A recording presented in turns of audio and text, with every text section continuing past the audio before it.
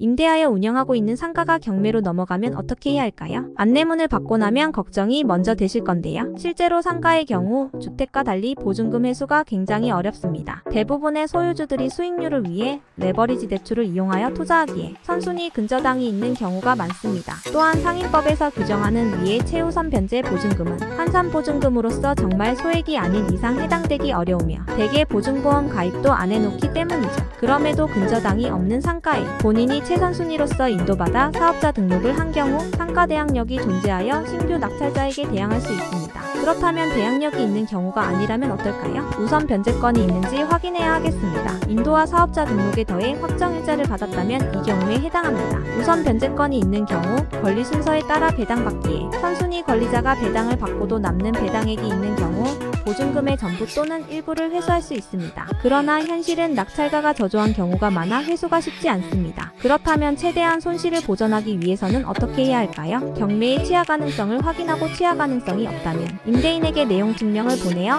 경매를 이유로 보증금에서 월세를 차감하는 것으로 협의하는 것이 가장 유효합니다. 상가가 경매로 넘어갔다는 것은 대개 임대인이 보증금을 돌려줄 상황이 안 된다는 것으로 경매 기입 등기 이후 경매 기일의 유찰까지 고려하여 통상 1여 년의 기간을 예상하여 사용 수입한다면 어느 정도의 보증금 회수는 가능하게 됩니다. 추가로 현재 자리가 마음에 들거나 과도하게 유찰이 되는 경우에는 직접 입찰에 참여하여 낙찰을 받는 것도 하나의 방법이 되겠습니다. 이 경우에는 당연 낙찰 시의 이득을 계산해 보아야 합니다. 권리 또는 수익 면에서 보다 자세한 내용은 다양한 변수가 있을 수 있으므로 법원에 등록된 중개사 또는 법무사 등 전문가와 상담하는 편이 좋습니다. 더 다양한 정보는 채널 구독을, 경매 접수는 프로필을 참고해주세요.